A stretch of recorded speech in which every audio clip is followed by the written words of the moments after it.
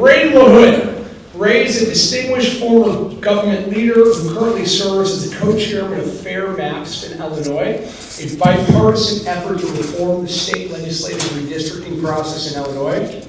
Ray's a Republican. Is best known for his service as Secretary of Transportation under Obama. Republican under Obama, think about that happening today. From 2009 to 2013, he developed a reputation as a bipartisan leader who's skilled at bringing bipartisan divide in a highly partisan environment by focusing on areas of agreement across the political spectrum, most notably safety improvements in every mode of transportation and long overdue upgrades in America's infrastructure. LaHood represents central and western Illinois in the U.S. House of Representatives from 95 to 09. He was considered a moderate Republican, known for his efforts to promote bipartisan civility and getting things done in Congress, particularly on areas of transportation infrastructure. LaHood often served as Speaker pro tempore and was known for presiding over House debates, including in 1998 when he presided over the contentious debate concerning the impeachment of President Bill Clinton. Prior to his congressional service, LaHood served as Chief of Staff for longtime House Minority Leader Robert Michael. LaHood serves formerly served many different boards. He's on many different things. He's been honored many different times. And he is one of the speakers you will hear today. Our second speaker is Bill Daley. And Bill is a prominent lawyer, banker, political advisor, currently serves as co-chairman of the Fair Maps. Obviously, they're co-chairing together in a bipartisan effort to reform Illinois. A Democrat trying to get an independent fair map in Illinois. Think about that.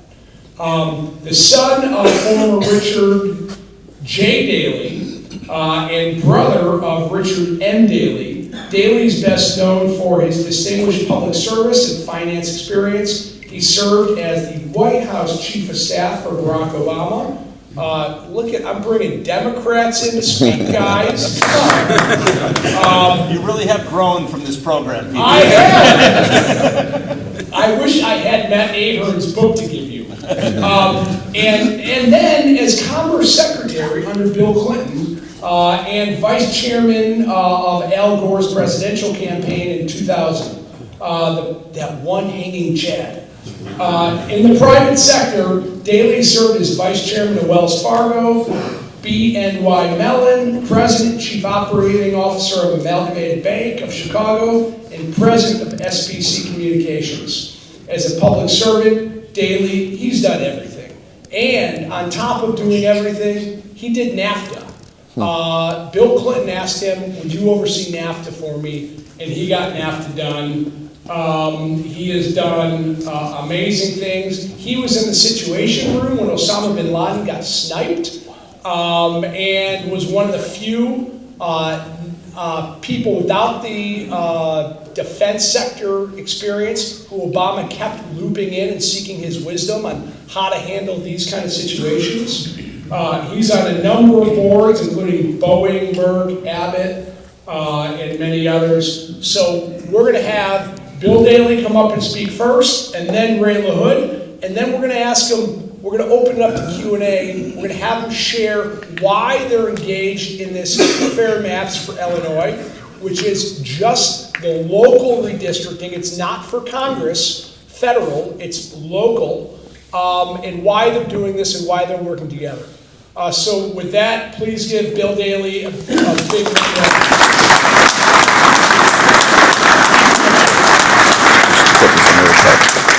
Oh, I don't need this? No, both. Thanks very much, PJ. Thanks for having Ray and I here. And we do want to speak a little about Fair Maps and the importance of it and the importance of civic involvement. As PJ said, both Ray and I have spent an enormous part of our lives around public service, public issues, government, politics, community. I think it is incredible what's been created with you all coming together at this hour every week for the 11 weeks you do it. It's a sign of in a time that's kind of crazy, or very crazy, where people seem to be separating, the thought that successful people would come together and try to get guidance in a time when we're all just seemingly staring at machines is quite a tribute to each of you, and to PJ and the original 5 who began this process. It's about community. That's what this is. This is a community that comes together. Ray and I have spent enormous parts of our lives in communities. I grew up in Chicago, as PJ said, a family of 7 kids. My mom and dad were great. Our grandparents lived with us. It was in a community that was, the average income was probably about 10 grand. It was very mixed. Today we all live and we kind of all identify and deal with people similar to us. That was a community I grew up with that was very diverse, very different. Maybe not diverse in race, but diverse in income, diverse in backgrounds, nationalities. And there was a strength that came through that, and an enormous faith. It seemed every couple of blocks had both a church and a bar on it when I grew up, which was true. At the corner from where we lived, there were 4 corners, obviously. 2 of them two were bars, and a block away was the church. So, but that was a community, and you're creating a community here. Obviously, the community of Hinsdale is a great group. I've had enormous opportunities, experiences in my life, both in the private sector with great banks, great companies, with great leadership, and seeing what it is to be faced with real challenges, either in the private sector or in government, where you've got to put, at times, some of what you may strongly feel aside to get success for a greater group of people. I did have the pleasure, as PJ said, to deal with the Osama bin Laden situation.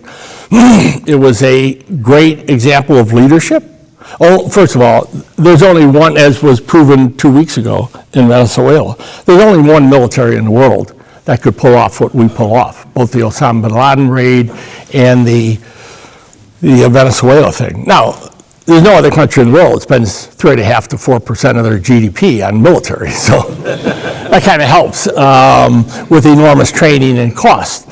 So we saw the need and the president leadership, President Obama, step up to force the intelligence agencies to go back and review everything they did of where Osama bin Laden was. And quite frankly, for 10 years after Bora Bora, where we did have a real chance to take him out and we didn't, he disappeared. People thought he was dead. People thought he was in a cave somewhere. He was living in Abbottabad for 5 years. So Obama started the process by forcing the military and intelligence to review everything and started a whole process. And that led to the raid, which again, only the U.S. could have done. And it was quite remarkable to watch real leadership and see decisions made during that were difficult. I mean, some people say, oh, it's an easy thing to do. You send the best trained military in the world to basically invade an ally and put them at risk. You're taking one hell of a risk, the ultimate risk a president can take. So my career has been interesting on all the different versions. As PJ also said, I had the chance to work with Bill Clinton back in the 90s when the economy was booming. Everybody around the world wanted to deal with the U.S. They wanted U.S. business people. I traveled the world with him and traveled the world on my own. But you saw a respect for the U.S. that was incredible. And a respect for our business community and the technology advances that we did in the 90s and the successes we had as much of the world opened up. And that was a remarkable period to be part of something like that. So my life's been interesting. It's been fun. As I said, I grew up in a strong family with strong faith, which is important. It gets tested, as we all know. All of us are sinners. All of us are challenged in many different ways. You try to get through it, and if you're able to live long enough, and hopefully the pluses outweigh the minuses, and you have a life that you're proud of, in spite of setbacks that we all have, and the challenges, and the challenges to us, and what we believe and how we want to act, that happens in life. So it's been, pardon me, it's been interesting. We came together on this fair maps thing because even though we're a Democrat and a Republican, and this is a crazy time around this whole gerrymandering thing. And the truth is, when Barack Obama left the White House, he came to Illinois and spoke to the legislature and talked about the need for gerrymandering to stop and have a fairer way to pick our legislators. Right now, we have a process that picks the voters for the legislators. So when you draw a map, you decide who you want in your district first. That's what they do in Springfield. We're trying to change that. We need public support. We need, thank you, appreciate it. We need help for this, because if the public doesn't get involved, and I know lots of cynicism around politics today, lots of cynicism around just about everything. There's not an institution in our country right now, except the military, that is respected, which is devastating for a democracy.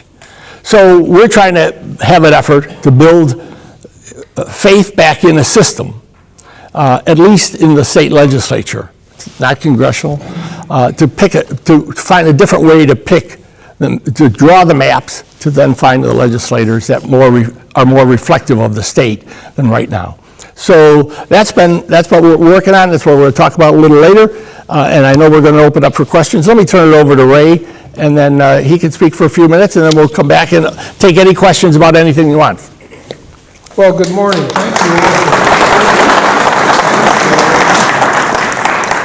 Thank Okay. you all for this amazing group. With the temperature and the hour of the day, it's quite amazing that all of you are here. I hail from Peoria, Illinois, born and raised in Peoria. My wife of 58 years and I raised 4 children in Peoria. We have 16 grandchildren. I had the privilege of representing Central Illinois in the Congress for 14 years. The good people of Central Illinois honored me with that privilege, and I considered it a great privilege.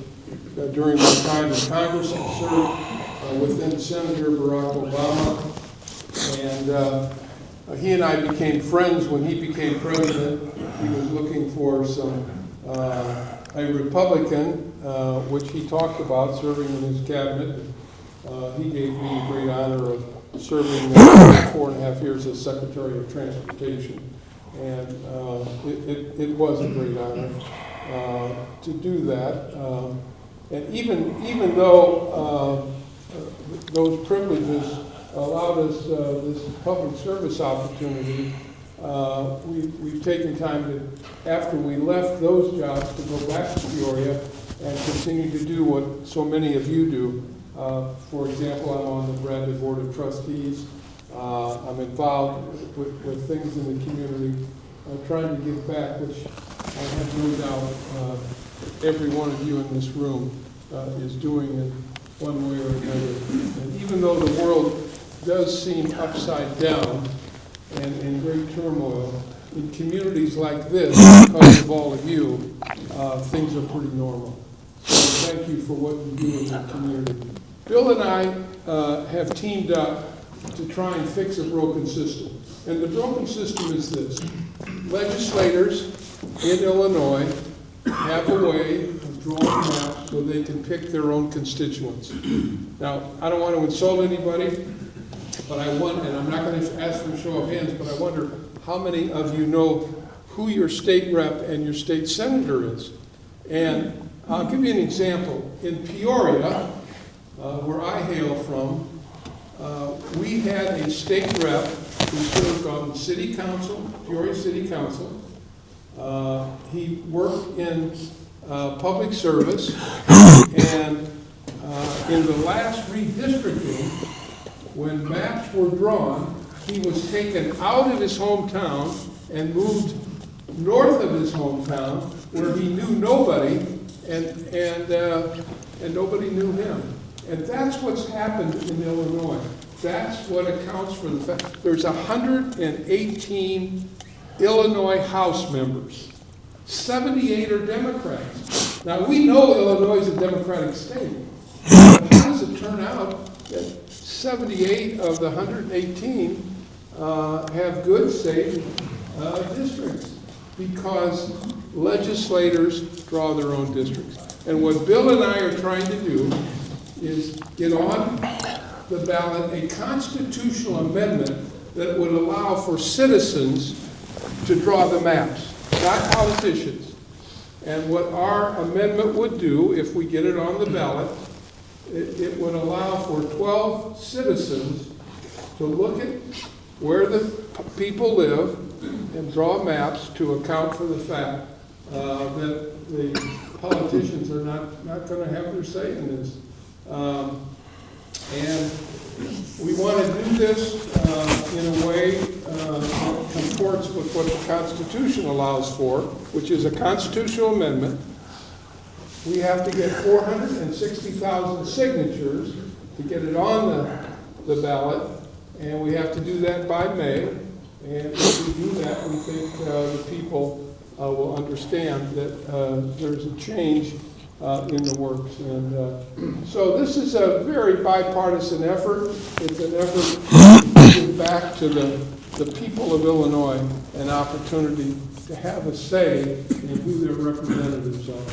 So that's our pitch, and we talked to PJ about this, and he invited us to come and talk to all of you about it. This is probably far more political than any of you have heard before. But look, you're all involved in your community, and you're all trying to make a difference.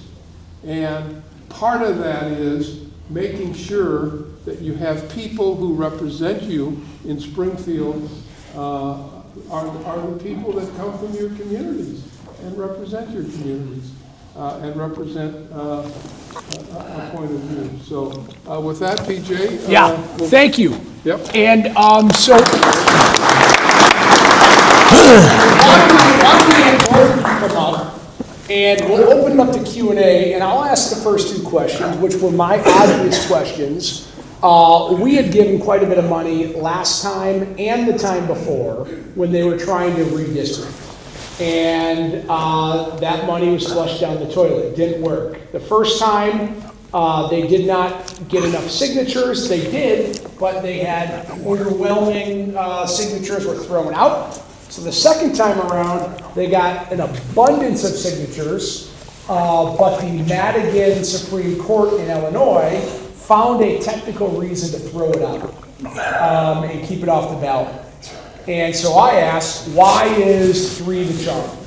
And why are we going to be successful the third time around? And the more obvious question was, with a state that is a Democratic supermajority, why would a Daley want to change that? So maybe address the first one first, and then... Yeah, look at here's the reason. And some of you may know our politics. Some of my friends think I'm a Republican, but they also thought my father was. But this country really is more moderate than most people understand. But because of the system, that those of us who are more moderate usually lose out, because the primaries pick the nominees in the general election. And you have only 5% of the state house races are competitive in Illinois, because 5%. Something like that, okay? So this is crazy. So the primaries have the extremes. You either have in the Republican primaries the far right, MAGA, the old Tea Party people, and the far left, you get the very progressives. And those in the middle, they don't vote in primaries. Very few people vote in primaries, even in a presidential election. Like 10% of the American people vote in presidential primaries. So you get, to some degree, what we deserve. So a fair map system for state legislators will give the opportunity for more competitive general elections, and not just the primaries. And if you have competitive general elections, that's where more moderate people show up. So those nominees of the Republican or Democratic Party are going to have to appeal to get 51% of the vote in a general election to more moderate voters. And when they're in the legislature, they're going to then have to take positions that are going to be more middle of the road and not just sucking up to the far left or the far right, which is what's going on right now. in Springfield and goes up. So, and this is a Democratic state. We're not going to, I don't care what the map looks like. You're not going to go from a Democratic state to a Republican state. Will it be maybe more balanced? Yeah, I don't know what the number would be. If it's 5 more or 10 more Republican or 15 more. Right now there's 78 Democrats. It's a supermajority. So they don't have to deal with any Republicans. But you got to deal, the leadership down there has to deal with the far left to get something passed. So they don't even have to talk to the Republicans, which is ridiculous. That's not how you get good policy. And maybe that's why we don't have good policy in Illinois. What was the other one? I think you covered them both. Oh, good. Okay. Oh, yeah, why is the third time the charm? Look at this. The politics is different. And I obviously grew up in this state and in the politics of it. And the last time, we knew Mike Madigan controlled the Supreme Court. And the Supreme Court we did give them, we the group who were involved, we had a very complicated system. And we gave them an out, the Supreme Court, to find a reason to reject the amendment. And they did. The politics is very different. Madigan's gone, the court's different, the different makeup of the court. The system that was there with a strong political system run by Madigan statewide is gone. It's replaced to some degree by the unions because of the power in the legislature. So I think we'll get a fair shake. Now, there's no guarantees in life on anything. So, and anybody who's been in a lawsuit, it's a roll of the dice every time you do it. But we feel very strongly that we have followed some of the court cases and the language in court cases when we drew this amendment and the process of the amendment, that we think it'll pass a legal test. And if it gets on the ballot, if we get support and we get the signatures and get it on the ballot, there's no doubt in my mind that the voters of Illinois, just like the voters in the rest of America, want something different. They want to change. They're tired of it.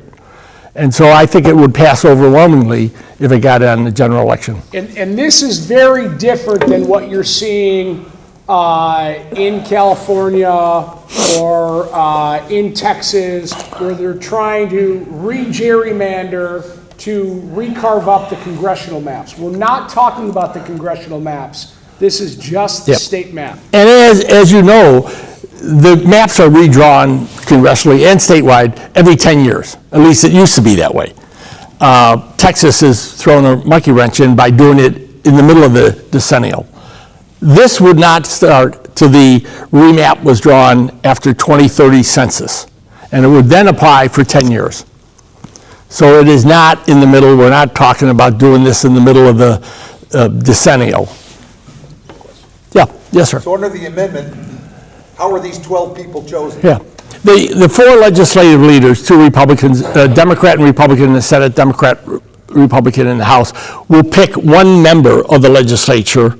So that's 4 of the members. They then would pick non-politicians, citizens, for each.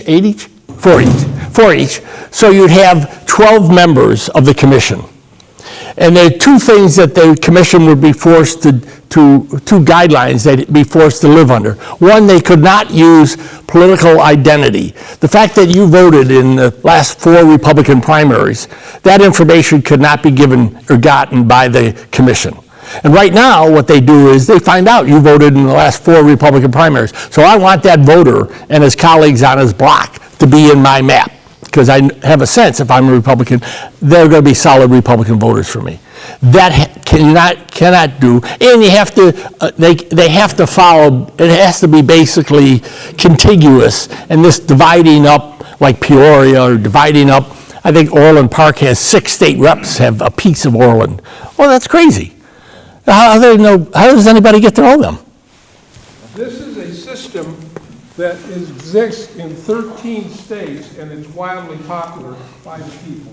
In 13 states, including Iowa and Pennsylvania and other states, citizens draw the maps, politicians don't draw the maps, and the people love it. Yep. Do you have any polling? I'd be curious, and this critique is applicable to the Texases and to the Illinois on both sides. But it seems to me that while everything you're saying about more fair districting, going through a fair process seems like a great idea to me. but if I was on the left in Illinois or on the right in Texas, as a politician, as someone with deep pockets, I feel like I would, and I was somebody that did not want a fair shake, and I wanted to maintain my power, I would market the hell out of why this is a terrible idea and try to rile up the at least for sure majority of the state, which thinks it's bad, which would be behind me. And so while I love what you're saying, and it seems like a good idea, it seems to me that even in a general election with people, citizens, it may be difficult for that reason. I mean, just curious if you had seen any. Yeah, we've done some polling now, polling before actual campaign, and we have like two campaigns here. One is not a public campaign, it's trying to get the signatures, get the money to pay for the signature gathering, okay? And that's really below the radar, which is what we're doing right now. The actual campaign, when we get on the ballot, and a court case gets beat back, and you're on the ballot, and then a real campaign starts, you'll have a lot of money spent on both sides. I do believe the voters who will come out will be very much for this change. They may still be diehard Democrats or Republicans, but most people who come out in the general election do want to change. And the polling we've seen shows a very good opportunity. But again, it's 10 months away. And they've done this in 12 other states and Yeah, passed some version of this. California had a totally independent commission that existed and people were happy. Pennsylvania has a modified commission. And you don't seem to have the dramatically supermajority thing. And where you go to states that do what we do, you go to the red states that are totally Republican, not totally, but they control the legislature and they draw a map that is totally red, you have the exact opposite of what you have here. But your point is correct. Politicians do not like this. People in office who draw their own districts do not like this. And they're going to fight like hell to get it defeated if we get it on the ballot. The people are on our side. And that's been borne out in a poll that we just did, a professional poll. Citizens want their districts back. So the biggest challenge is going to be raising the capital. So how much money, you've got about $500,000 right now, correct? Yeah. The process of and today you gather signatures. People don't stand in front of a Jewel or a Dominic's or whatever is left. You've got to pay. You've got companies. You got to pay a company to go out and get the signatures. So it costs us probably about $4 million, with 95% of the money being spent on the signature gathering. The actual campaign to beat this thing in a general election. I'm not quite sure what it would cost, probably $5 million to $10 million. But and this kind of gets back to what PJ laid out about your gatherings and the things just because it's really tough and everybody faces tough things in their personal lives and in their business lives, that's not a reason not to do it. If it's the right thing to do and you believe in it, even though you may or may not win at that point, at some point, life's about taking a little risk and doing the right thing and trying to make a difference in life. Bill could be doing a lot more things with his time than trying to save Illinois. Yep. So it seems like the system's rigged against you, right? Because objectively, it makes sense, almost like term limits. Yeah. Everyone agrees with it, it'll never happen. So why do you have to go to court for this if you have enough ballots? How do you fight the system? Well, there'll be a lawsuit against, when we get these 400 and some thousand signatures, and it's a citizen-driven amendment to the Constitution. It gets on the ballot. The legislature has nothing to say with it. But someone will file a lawsuit who doesn't want this, like they did last time, and then it'll go to the Supreme Court, Illinois Supreme Court, very quickly. So that you would probably have a decision, as it happened in 16, a decision by sometime in July, and that would say it's on the ballot or it's not on the ballot. We feel strongly, as I said, that it would pass the Supreme Court muster, and especially this new Illinois Supreme Court. Yes, sir. Mr. Daley, I think it's outstanding what you said in terms of the understanding of why the Democratic Party would want to do it. And I couldn't come up with a reason until you said that. I think that's very altruistic and right. the big money in our state has been chased away on the Republican side with Griffin now in Florida. What are your chances of getting Pritzker on your side with his money? Because that's what scares Probably zero, because of the Texas, if the Texas gerrymandering thing driven by the president, to be frank with you, hadn't happened, and you didn't have this crazy California, setting aside their commission for one election to draw a map, okay? If that hadn't happened, then I think there'd be a lot more, well, this is a good, Pritzker was for it once before. Would I blame him right now for keeping his mouth shut, not mentioning it or getting involved? But if we get this on the ballot, everybody running for office, starting with the Senate candidates to the governor, will have to take a position, because Ben Bradley will ask them the question, well, where do you stand on this, okay? And the voters, and when they will poll next fall, they will see the easy position is I'm for it. Yeah, they may tick off some of their friends, but their voters are going to be with them. And most politicians try to follow their voters to get reelected.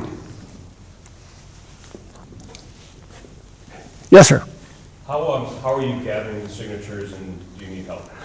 Well, the truth is, we have to hire. We will hire a company to do that when we get the money, and we're out trying to aggressively get the money. In 16, the business community, community-wide, statewide, came together and raised a lot of money, and we got the signatures. And it was harder then to get the signatures than it is now with technology, to be frank with you. So our big challenge right now is getting commitments of large sums of money so we can get that company working. And we've probably got a month, to be very honest with you, at most, to make a dent in this money. And if it doesn't happen, in my personal opinion, yes, there's a chance you could do it in 28, but that's a presidential election. And good luck on that craziness that's going to happen. Or in 2030, when Pritzker will not be running again, because that'll be a fourth term, or he's president, and you will have a competitive governor race in the primary, Democratic primary. So that governor isn't going to be as strong as Pritzker is, because Pritzker's got the money. He funds all these guys. So my opinion is, if it doesn't happen this time, you're going to have the same legislature or worse for the next 12 years, till 2040, to that census in 2040. So guys, Anyway, you all have homes here. You all work here. You want your kids, it's like I've heard people say, I'm going to be in Naples, or I'm going to be in Tennessee and long-term. I've got kids graduating from college. Where do I want them to come to work? I want them to come to Chicago, because it is still an awesome place. We need another Daley to run for mayor, by the way. I tried that didn't work so well.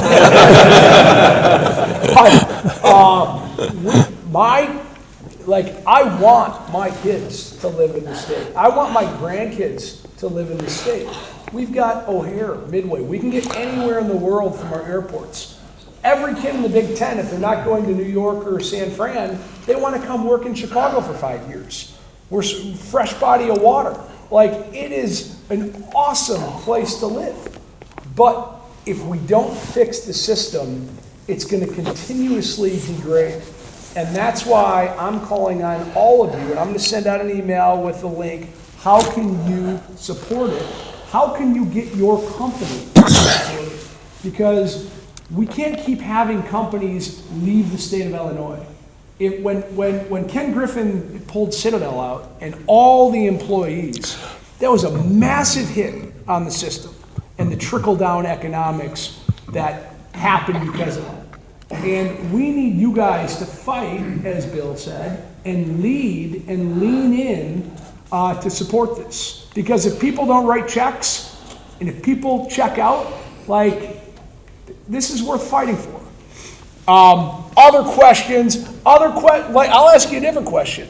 You had access to Air Force One. You had access to the Oval Office. You had access to the Situation Room, Marine One. You were there during all of these epic situations. What was your coolest experience when you were in the White House?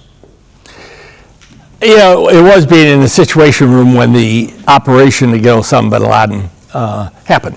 Those 37 minutes. It was supposed to be 30 minutes, but because of the screw up with the helicopter, and we went to Fort Campbell to meet the team who did the operation. And they walked us through, and they had a mock-up of the, which we had seen before, of the compound.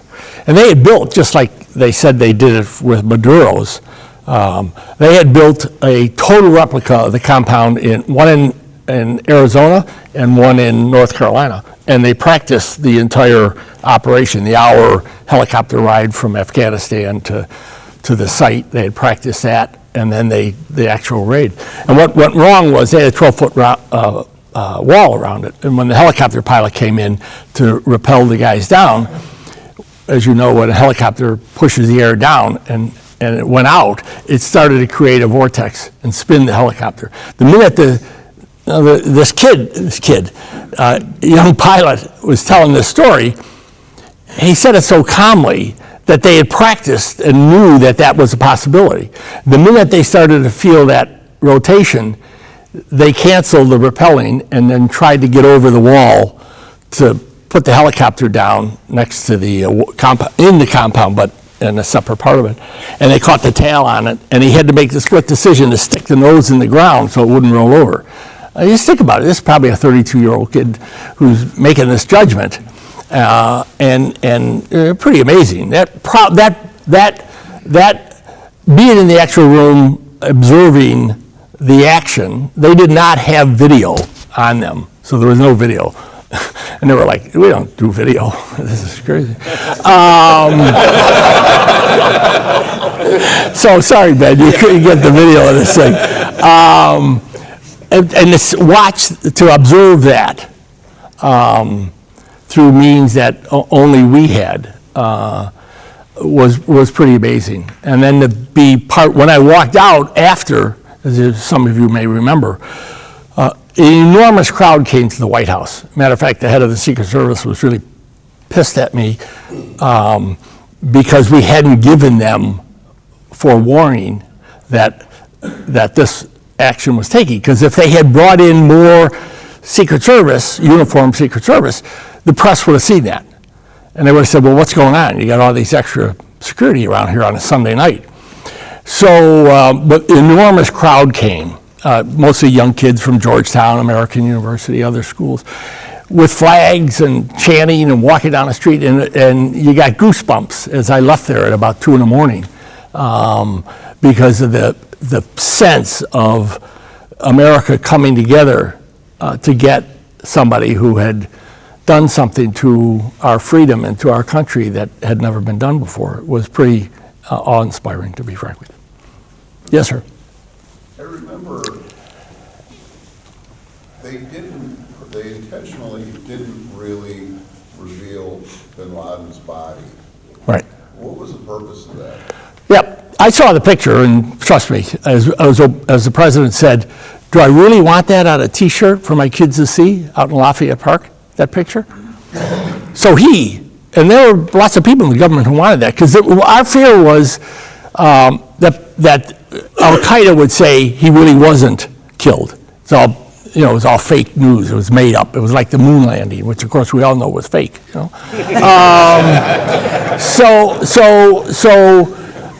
But we wanted also to not offend the entire Muslim world by desecrating his body. So we had amans, and we treated that body with great respect, as everybody should of anyone's death, even though he was an evil, terrible person.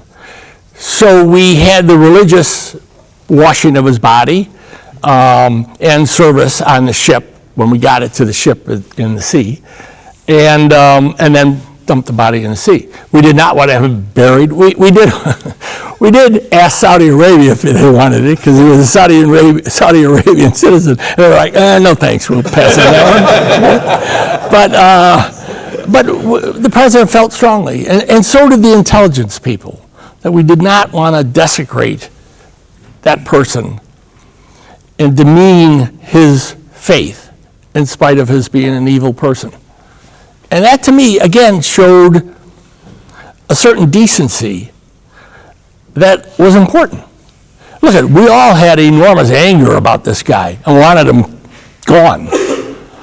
But, you know, we have to also be true to ourselves and who we are and not lose that sort of value and sort of decency. And we lose that often these days. Now, this is 15 years ago. Maybe today, you know, we drag his body down Pennsylvania Avenue and people would cheer. Yeah. So when President Obama made that critical decision, was there opposition Yeah. in making that decision, and how did he maneuver through that decision? Yeah, there were people. Bob Gates was the Secretary of Defense.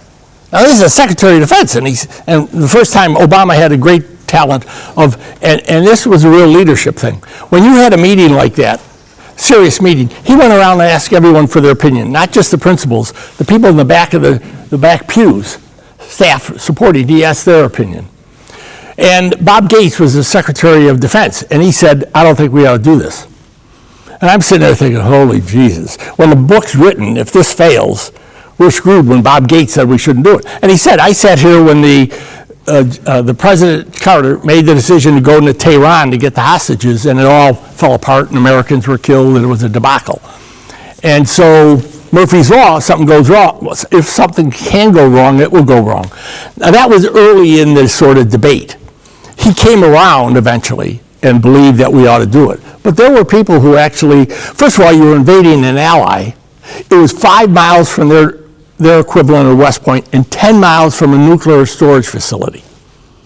And we were invading them, and they didn't even know we were there until we told them we were there, okay? So, you know, it's pretty risky. Plus, you're putting 15 guys, whatever their number there were, they're at risk. And at one point, the head of the SEALs, the president asked him, well, how will you handle this if the Pakistani military or the police come? Well, we'll fight until we have to surrender. And Obama said, that ain't going to happen. So I want a backup plan here so that you get out of there no matter what. So we had two, and all of this has been done in movies or whatever. We had two huge helicopters sitting on a riverbank in Pakistan. Nobody knew we were sitting there. That the minute that helicopter started to spin, the first one was up and on its way to the compound. That's the extra 7 minutes, that instead of a 30-minute project, it took 37 minutes. That was there with enormous backup, enormous firepower. So any Pakistani poor policeman coming along the road or army people would have had a wake-up call. So, yep. Yeah, Nick. Actually, I have a question for Ray. So, Ray, PJ mentioned it, but you led the debate over President Clinton's impeachment. And at the time, that was super controversial and divisive, and I think I was young, but when that happened, everybody said, oh, this is the most divisive that American politics has ever been, and now we're here. So if you could speak to that divisive nature when you were in Congress then, how you've overcome that and worked for a Democrat, you know, kind of how it compares to that. Well, I saw my job as believing in the idea that if you want to get anything done, whether you're on a school board, church board, library board, whatever you're serving on, you need to really get along with the people that you're working with. And so we came into the job in Congress with the idea that compromise is not a bad word, that the way big things have always been done in our country is when both Democrats and Republicans work together to solve a problem, like all of you do in your community, day in and day out. And that's the philosophy that I had when I served in Congress for 14 years. And I developed relationships and friendships with people on both sides of the aisle. And when it came time, and the Congress was very divided. Democrats thought this was a way for Gingrich, who was the Speaker of the House, to go after Clinton. And nothing short of that. And Henry Hyde, who was the congressman from Illinois, chair of the Judiciary Committee, had his committee come up with 4 articles of impeachment, which is what we were voting on. But obviously, the reason that Gingrich was trying to find somebody else to preside over the House is because he knew he couldn't do it. Too controversial, lightning rod for controversy, and I had presided because people trusted my ability to do things in a fair way. And it turned out that way. And in the end, I think that everybody had their say. The debate went on for 2 days, and it was only the second time at that point in the history of the country that a president had been impeached. Obviously, President Clinton was not convicted, but I'll tell you this story, and I don't even know if Bill remembers this. Bill was Secretary of Commerce during this time for President Clinton, and he was assigned to call people in the Congress to see if there was some way that he could persuade Ray LaHood of maybe the idea of not voting for articles of impeachment, which I did. But it's kind of funny that here Bill and I are today, but it goes to my point. You can be on opposite sides on some issues, but when it comes to the critical issues in our country, it does take bipartisanship to get these things done, just like all of you do in your community. And it's a lost art right now. Eventually we will get back to it because the people are going to require it. Yep. Time for 2 more questions. And Ben, I want to mention something. I had lunch with Chris Welch, Democrat, and this is right when Indiana was debating if they were going to do their redistricting on the federal level. I asked Chris, what are your thoughts on that? He said, I'm not going to do it. He said, because the one seat we could get is Darren LaHood, and I respect their family too much, and we're not going to do that. It's not the right thing to do. And that's out of respect for you that Chris Welch decided not to scrape that one seat, which would have been his son, who's a Republican congressman. So it's just a neat story. Yep. Looking forward, what's the catalyst to bridge the gap between this partisan behavior that exists today? Bill, let me just touch on that for a second. Yep. The catalyst is electing people who understand what their job is. When you get elected to any job, your job is to work with the people that you're serving with to solve problems. And you're not elected to a party. When you get elected to Congress, you get elected as a Republican or a Democrat. But when the election's over, you're not beholden to the party. You're beholden to the people who sent you to these jobs. We have to understand that electing people who understand what their job is, solve people's problems, do it in a bipartisan way, not in a partisan way, and things will get done. To me, that's the answer. I don't know, maybe. No, I think that's a perfect answer. John. I commend you both for your services. Thank you guys, appreciate it. As probably everyone else does here. My question is for Bill. My father is a huge fan of your grandpa. In fact, there's a picture of him and your dad in probably the early 80s in our basement. And I was just curious, what kind of, outside of civil service, what kind of lessons and values have you gotten upon from your grandpa and your father? My grandfather died when I was about 9 years old. So he lived with us. He was a sheet metal worker. He's a great guy. Very much salt of the earth sort of fellow. His wife, my grandmother, had died before I was born. My father, we lived in Bridgeport, which was close to downtown, and he came home for dinner every night, even though he'd have to go to an event or a wake or something. Politicians did quite often then. He'd generally come home and have dinner every night with us. We lived a block from school and the church, and faith was very strong to him and my mother. And they grew up. He was an only child. My mother was one of 11. Her father died he was a bridge tender. He got killed on Christmas Eve by a drunk driver when she was young, and the oldest, I think, was 12 or 14 at the time, one of her siblings. But there was a certain salt of the earth nature about him. He's very powerful, obviously, politically, known nationally. He's close to Kennedy. We had opportunities, went to Kennedy's inauguration, all that stuff. But what he stressed all the time was family.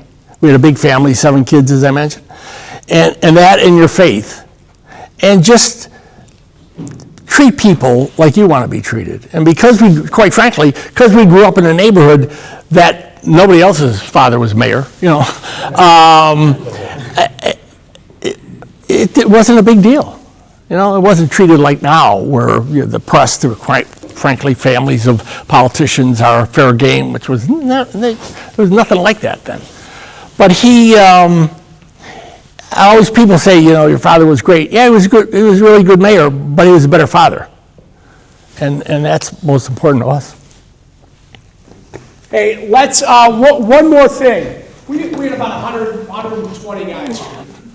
If every one of you would find a way to bundle $10,000, whether you give 10, whether you give 5, whether you find your company to do a matching gift, that's $1 million for the campaign. This is important stuff. I appreciate everyone coming today. Let's give both of our speakers a great round of applause.